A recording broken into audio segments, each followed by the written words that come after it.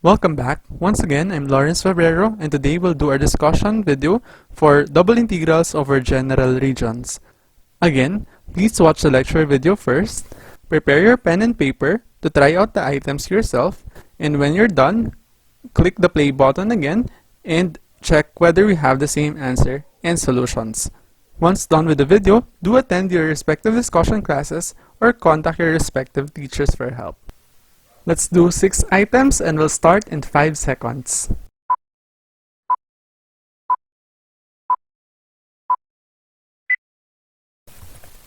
Alright, here we have integral from 0 to cube root of pi, integral from 0 to 2y of x sine of the cube of y dx dy.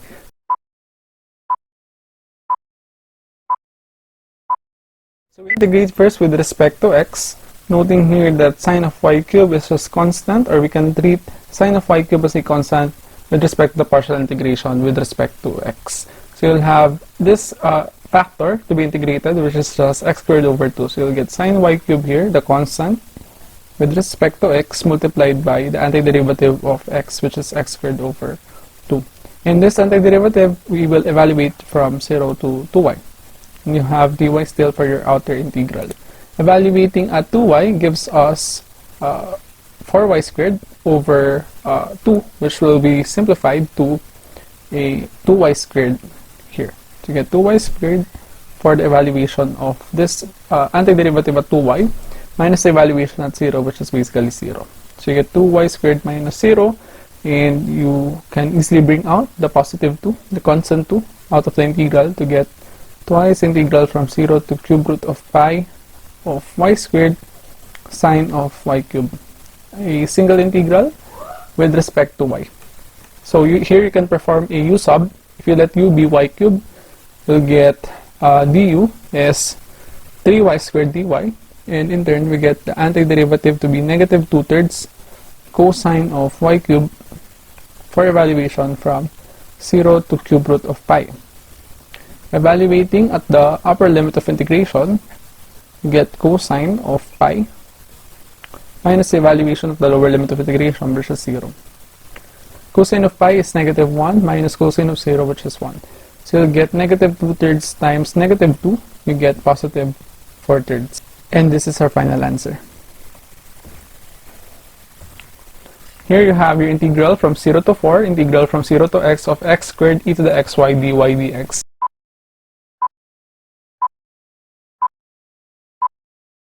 Integration first with respect to y, simple u sub. You can take u to be xy. Your differential of u will become x dy. So one of the x here can be grouped together with this differential of y to give you your differential of u. This in turn gives us the integral from 0 to 4. We will have an x here. One of the x will be left here, and the other one will combine to give us your differential of u, and in turn giving us antiderivative e to the xy. For evaluation from y equal to 0 to y equal to x. Evaluating at x, we get e to the x squared. Evaluating at 0, y equal to 0, that is, we get e to the 0. And this simplifies to, we can distribute this. You get x e to the x squared minus, this is 1, so you just get x here, dx. The antiderivative of this is x squared over 2. For this one, you can take another substitution. For substitution, you can take the exponent. You get differential of u will be 2x dx. So you'll have a 1/2 for the antiderivative, a 1/2 e to the x squared, that is, for the antiderivative of the first term, and for the second term, you have x squared over 2 for evaluation from 0 to 4. Evaluating at the upper limit of integration, which is 4, gives us 1/2 e to the 16 minus 8, essentially. You get 16 over 2, which is 8. Minus evaluation at 0, you get 1/2 e to the 0, which is 1. So this is just 1/2 minus 0. So you'll get e to the 16 over 2 minus 8 minus 1/2 minus 17 over 2.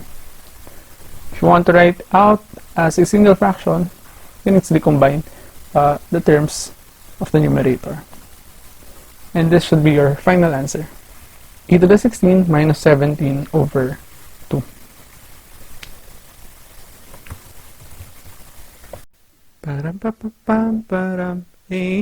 One-third done of our discussion video.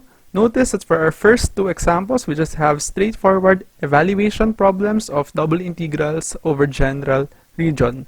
For our next example, we'll do it the other way around. We won't evaluate, but we will work with a region, and then from that region, we'll try to find the limits of integration. For this item, we are asked to set up the iterated integrals equivalent to the double integral of f of xy over the region B enclosed by y equal to negative square root of 1 minus x squared, and the line passing through the points negative 1, 0, and the point with coordinate 3/5, negative 4/5.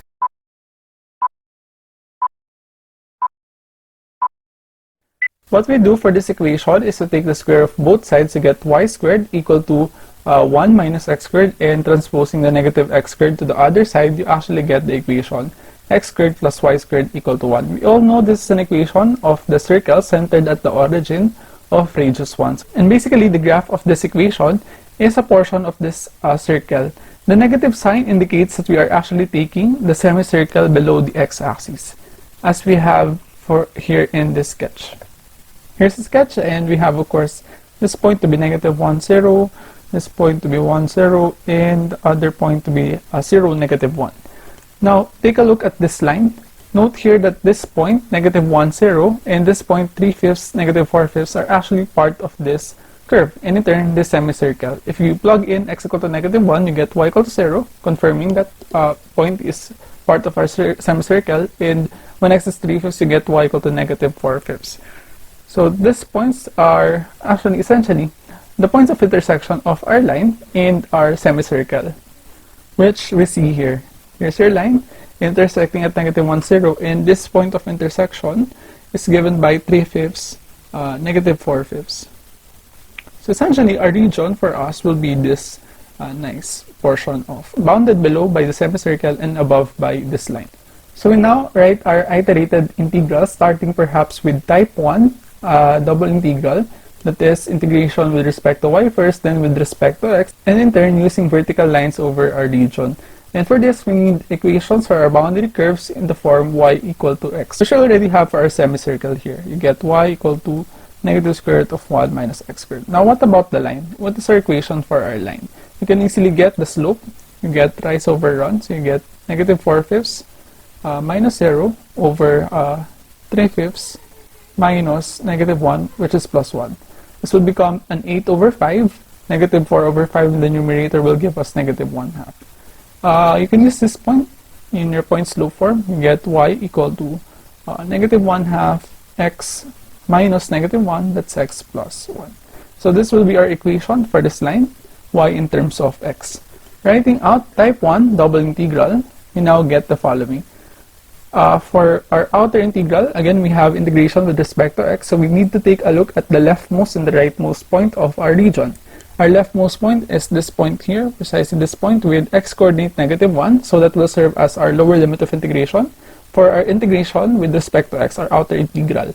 As for our upper limit of integration, we consider the x coordinate of our rightmost point, which is precisely 3/5. So you get negative 1 to 3/5 for our outer integral. For our inner integral, we consider again vertical lines for each value of x between negative 1 and positive 3. So for instance, if you have an x here, consider the line starting from the lower bound going to the upper bound, a vertical line that is. So we will have our lower limit of integration essentially to be given by negative square root of 1 minus x squared, and our upper limit of integration to be given by negative 1/2 times x plus 1. Writing it here, you get negative square root of 1 minus x squared and negative 1/2 x plus 1 for our upper limit of integration. And we copy our arbitrary integrand here. We get dy dx. This is our final answer for the equivalent iterated integral for type 1. Now for type 2, that is integration first with respect to x, then with respect to y, we will be using horizontal lines over our region, and in turn we need our equations for our boundary curves to be of the form x in terms of y. We can easily get that equation for our line here. That's simply given by x equal to negative 2y minus 1.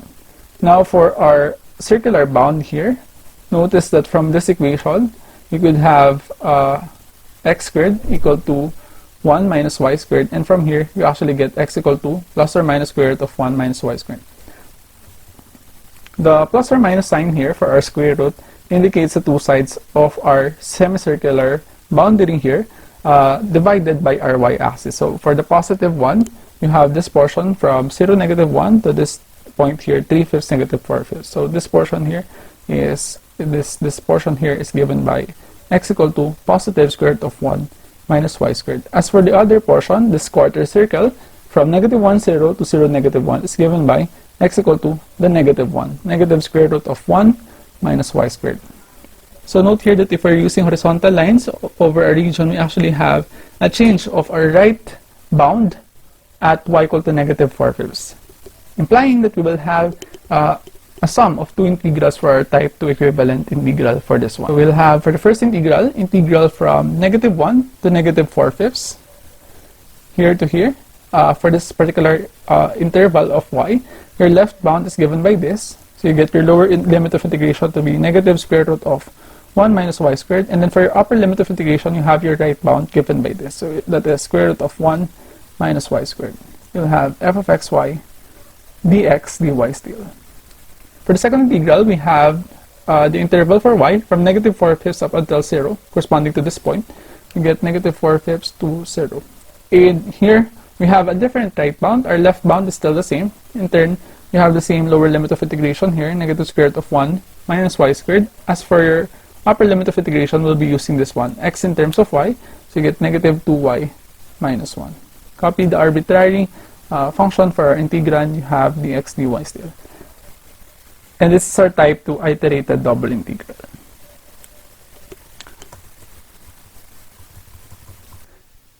Ain't it nice? We have two types, 1 and 2.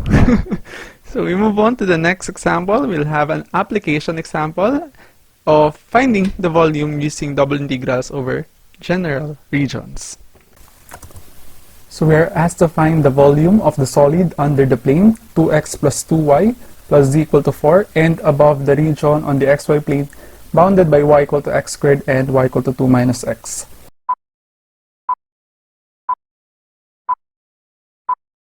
Let's begin with the following region on the xy plane by finding our intersection of the following boundary curves, which are y equal to x squared and y equal to 2 minus x. So we equate the expressions for y, giving us x squared equal to 2 minus x. Transposing these terms, isolating 0 on the right side, you'll get x squared plus x minus 2 equal to 0. We can easily factor the left-hand side to get x plus 2 and x minus 1 equal to 0, which gives us either x equal to negative 2 or x equal to 1. Note here that whenever x is negative 2, your value of y is positive 4 from either equation, and when x is 1, you get the value of y to be 1. So you'll have your points of intersection to be negative 2, 4, and 1, 1. And here are our sketches of our region on the xy plane. Here we go. This is the look of our region on the xy plane on R2, and on R3 we have this dashed lines to indicate the boundary of that region. So now what we do next is we take a look at the sketch of our plane here, this plane given by the equation. Now to sketch this, we find the intercepts, noting here that the intercepts will be x equal to 2, y equal to 2, and z equal to 4. So we have the following sketch of our plane, again with intercepts given by, well, the points 2, 0, 0, 0, 2, 0, and 0, 0, 4. I forgot to label my points of intersection for the parabolic bound of our region on the xy plane and our linear bound. So this is again the point with coordinates 1, 1, 0, and this point here at the end is given by the coordinates negative 2, 4, 0. And of course, we have your origin. So note here that we want the portion above this region on the xy plane. So it's not enough that we sketch the portion of our plane using the intercepts on the first octant only. So we have to extend this up until here. And here I have lines parallel to my y and my z axis. So I can easily extend my plane, the sketch of my plane that is up until here, to get the following extension of our plane. Note here that again, we are considering this region on the xy plane. So we'll project this region on the plane above to get the following darkened portion of our plane. Here we go. And this darkened portion will serve as our upper boundary of our solid that we're taking the volume of.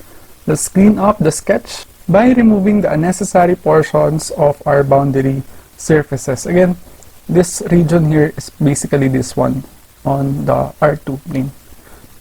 You have your x-axis and your y-axis here. This line here is given by the equation y equal to 2 minus x, whereas the parabola below is given by the equation y equal to x squared.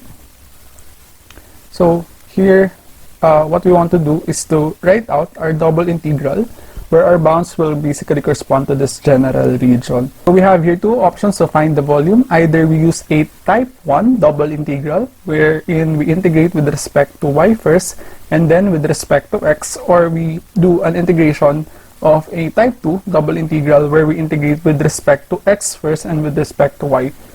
Now, since our equations for our boundary curves of our region are of the form y equal to a function of x, for both this one and this one, it's best that we use type 1 double integral. More so, if you use type 2 double integral, that is, if you use horizontal lines for your region, you'll actually notice that we will be needing two integrals. Since at y equal to 1, we actually have different right bounds for our region. So it's best that we use our vertical lines and in turn your type 1 double integral. So again, for type 1 double integral, our outer integral will be with respect to x, and note here that the leftmost point is actually given by the x-coordinate -2, going to the rightmost point, which is given by the x-coordinate +1. So our outer integral will run from -2 to 1. Now for our inner integral, note here that for any x here, we'll start with this lower bound, which is given by x squared, going to the upper bound, which is given by 2 minus x. And for our volume, or for integrand for this volume, we simply get the function for z here, which is given by 4 minus 2x minus 2y. Get 4 minus 2x minus 2y, and again, since we have a type 1 double integral, we integrate first with respect to y and then with respect to x. Copy the integral, the first integral to this, or the outer integral, and then integrate with respect to y. You get 4 minus 2x times y minus y squared for evaluation from x squared to 2 minus x dx. Upon evaluation here, we'll actually get the following. I'll skip the solution, at least I will not show the solution. Kindly verify that what you will get for your integrand is actually the following: x to the 4th plus 2x to the power 3 minus 3x squared minus 4x plus 4 dx. The antiderivative of this is given, of course, by x to the 5 over 5 plus x to the 4 over 2 minus x to the power 3 minus 2x squared plus 4x. And this antiderivative we will evaluate from -2 to +1. Evaluation at 1 gives us 1/5 plus 1/2 minus 1 minus 2 plus 4. Evaluation at -2 gives us -32 over 5 plus 8 plus 8 minus 8 minus 8. This will cancel out.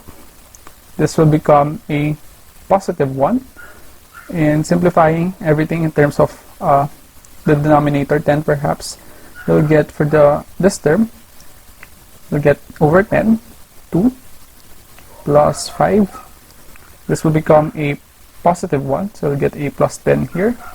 Negative of -32 will become a positive, and you'll have 5 here, so you want a 10. In the denominator, you multiply by 2, so you get 64 here. Adding all terms in the numerator, you'll get 17 plus 64, or 81 over 10. And since we want a volume, we add cubic units here. And this is our final answer.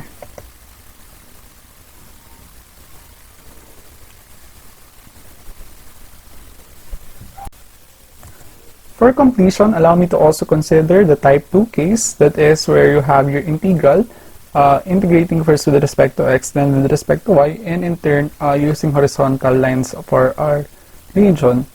And for this, we'll only be setting up our sum of integrals here. Note here that for this to work, we need equations for our boundary curves expressed in the form x equal to a function of y. So we can easily get that for our line by transposing. You'll get x equal to 2 minus y. Now for our parabolic bound here, note from this equation that we can get x equal to plus or minus square root of y. The plus or minus here indicates that you have your two branches of your parabola. The right branch from the vertex 0, 0 up until this point 1, 1 is given by the equation x equal to positive square root of y. As for the left branch, you actually get the negative one, x equal to negative square root of y. And now we write our volume. Our outer integral will be with respect to y. So we'll start with our first subregion, that is the subregion corresponding to the values of y, equal to 0 up until 1. So you notice here that we have one left bound here and one right bound for that interval of y. So you get v equal to integral from 0 to 1. And for that particular subregion, or for this particular subregion corresponding to this interval of y, our left bound is given by this parabolic bound with the equation x equal to negative square root of y, whereas our right bound is given by x equal to square root of y. So you get this for our limits of integration for the first subregion. Now for our integrand, we simply copy our previous integrand. It's the same. It's just the expression first in terms of x and y. Type 2 again, so you have dx dy, order of integration. And for the second integral, in this sum, we now consider the interval for y from 1 to positive 4. Again, there is a need to cut at y equal to 1 because we have a change of our right bound at y equal to 1. So you get integral from 1 to 4. This is your y bounds, and for your x bounds, your left bound is still the same. You still get the parabolic branch rather, negative square root of 1. As for your right bound, you have your linear bound given by the equation 2 minus y. And you have 4 minus 2x minus 2y dx dy. If you try to evaluate the sum of integrals, you'll actually get the same answer. 81 over 10 cubic units. So both options will actually give you the same answer, but I think we can all agree that this is a lot quicker compared to this one, what with the sum of two integrals and the square roots in our limits of integration. This example took 10 full minutes, but what a fulfillment knowing how to find the volume of this solid right here. We now move on to our last two examples where we reverse the order of integration. Here we are asked to evaluate the integral from 1 to 3, integral from 1 to y plus 1 all over 2 of e to the x squared minus 4x dx dy by reversing the order of integration.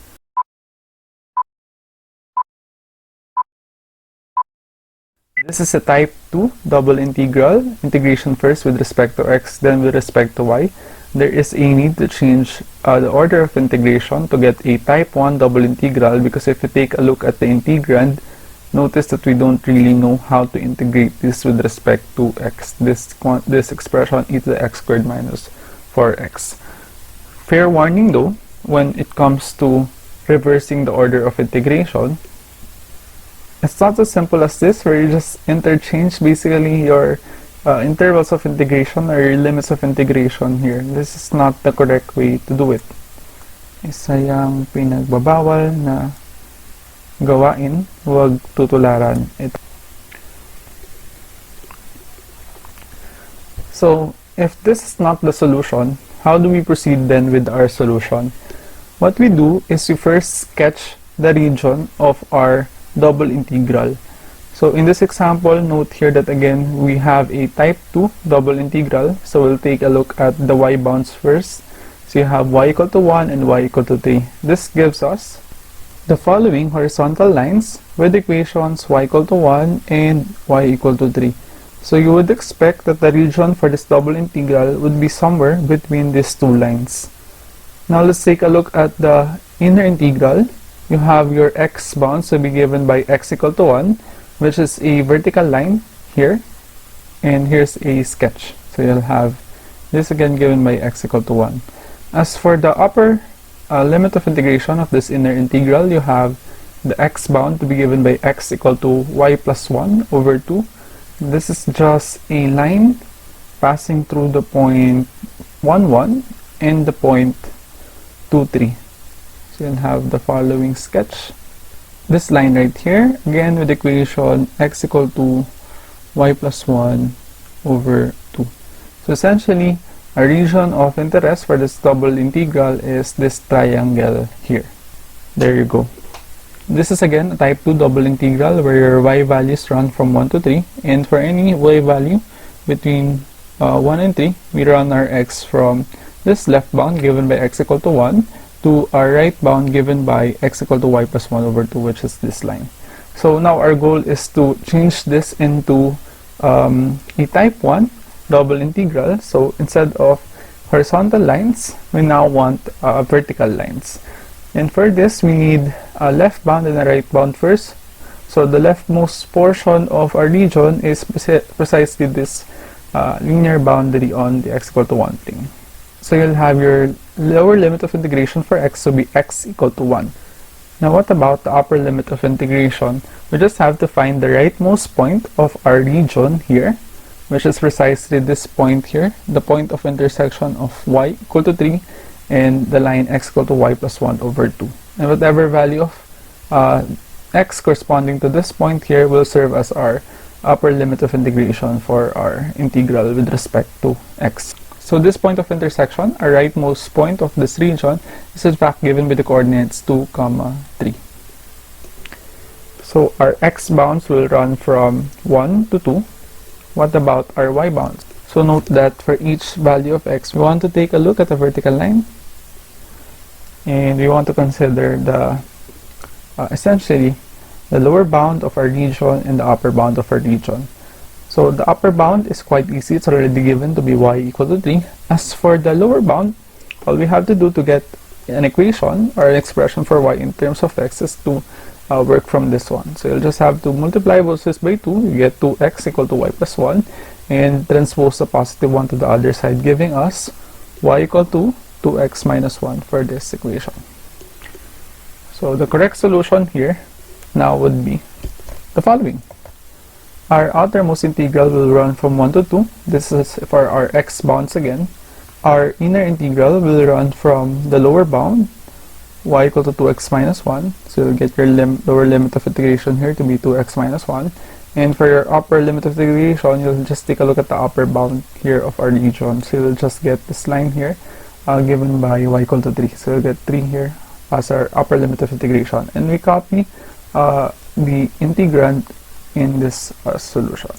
You'll have type 1 double integral now, and we can easily do at least the initial integration with respect to y, partial differentiation that is. Note here that there is no y in our integrand, so you'll just have e to the x squared minus 4x y essentially, and this y is for evaluation from 2x minus 1 to 3, giving us the following integral from 1 to 2 of e to the x squared minus 4x multiplied by y evaluated 3 is 3 minus this thing here. So we'll get 2x minus 1 dx. Simplifying further, we'll just get integral from 1 to 2 of e to the x squared minus 4x. This will become a 3 minus 2x minus of negative 1 will become a plus 1. We'll get 4 minus 2x dx. And now note here that if you take for your u substitution the exponent here of your natural exponential function, that is, if you let u be x squared minus 4x, you'll actually get du is 2x minus 4, which is negative of this. So this will give us for our antiderivative negative e of x squared minus 4x for evaluation from 1 to 2. So we now get negative of the evaluation of the antiderivative of 2, which is e to the 4 minus 8 minus e to the evaluation that is of this expression at 1, which is 1 minus 4. we'll get negative e to the negative 4 plus e to the negative 3. Simplify further, we'll have the following: e minus 1 over e to the 4th. And this should be your final answer.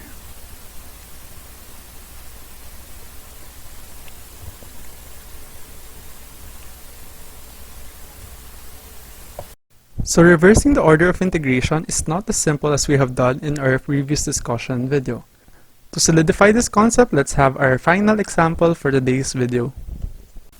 Here we are asked to reverse the order of integration and then evaluate the integral from 0 to 4, integral from square root of x to 2 of 3 over y cubed plus 1 dy dx.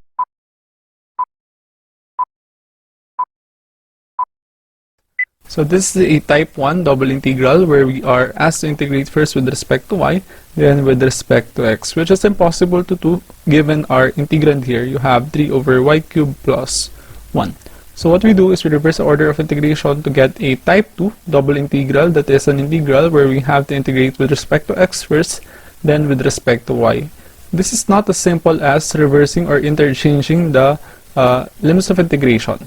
What we have to do is we first sketch the region corresponding to the following bounds and then get our new bounds following the correct order or the new order of integration. So let's take a look at our bounds first, starting with our outer integral. Our x bounds are x equal to 0, x equal to 4, which gives us the following vertical line. So our left bound is this line, x equal to 0, and our right bound is x equal to 4. Our region for this double integral will lie between these two lines, somewhere here. Now let's take a look at the inner integral, our integral with respect to y. Our bounds are given by y equal to square root of x, which is basically an upper branch of a horizontal parabola.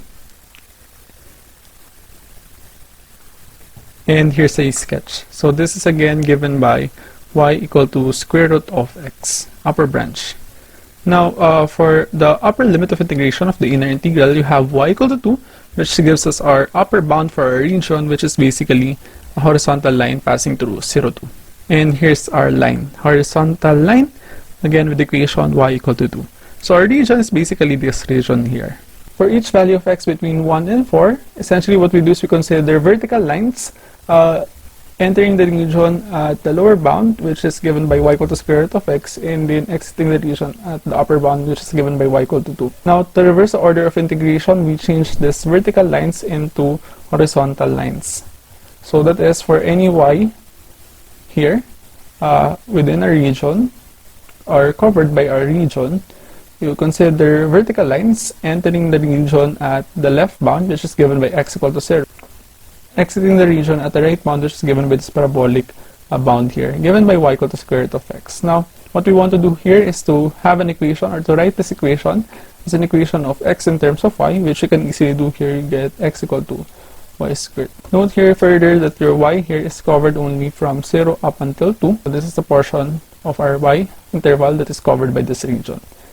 And now we can write our double integral in the new order of integration now. A type 2 double integral, that is outer integral with respect to y. So your y bounds is again from 0 to positive 2. Inner integral will be given by, for each y on the interval 0 to 2, you consider again left bound to right bound.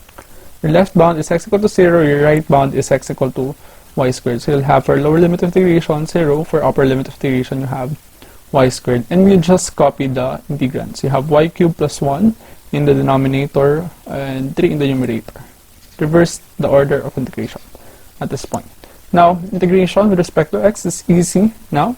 It's as simple as multiplication by the upper limit of integration minus the lower limit of integration, which is in this case y squared. So you'll get for your new integrand, or for the integrand of the single integral, you get 3y squared in the numerator and y cubed plus 1 in the denominator. Integration with respect to y for this one is quite simple.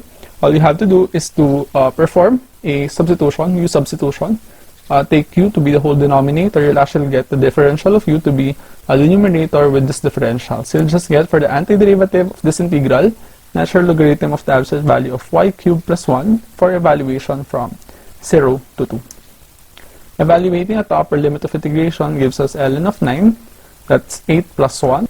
minus evaluation at the lower limit of integration, that's ln of 0 plus 1, or ln of 1. ln of 1 is of course 0, and you're left with ln of 9 for your final answer.